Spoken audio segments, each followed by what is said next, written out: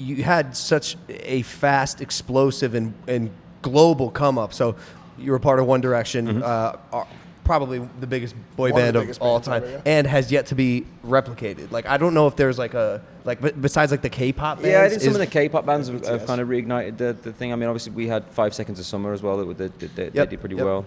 I mean, if I was to explain to you, we talk about One Direction for a second, like what I think about how One Direction happened, because I've never really spoken about this before. But I believe that at the same time, it was when worldwide Twitter trends had just started when we went on the show. So every night the UK would kick up the action on One Direction. It would become a trend in the UK, but then it would trend worldwide, and then people around the world would go, "Oh, what is this?"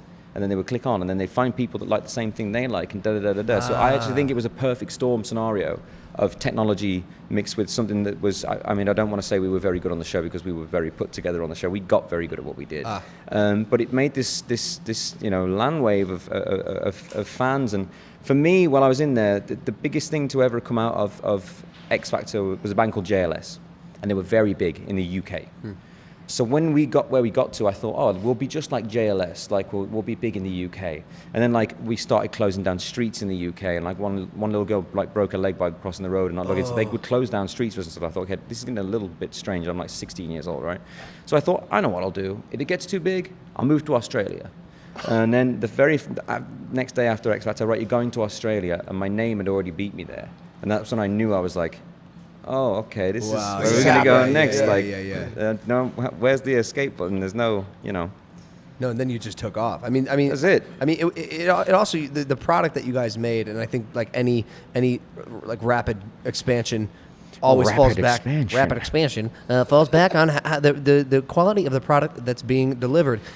Your music was fucking fantastic. Your music now is fantastic. You're very talented. I saw you perform last night with Steve Aoki. Yeah, it was great. I mean, it's been, I say on my solo career, the one thing I've struggled with is writing for myself. And I think I've just figured that out in the last few weeks with the project that I want to do. But in the band, it was kind of fun to write. You were almost jumping through hoops, and it's kind of like we let the first album go by. I think I wrote a couple of songs on the first album. But once you knew what the people wanted, it's very easy to redo it again, and you know that the hoops you have to jump through, right?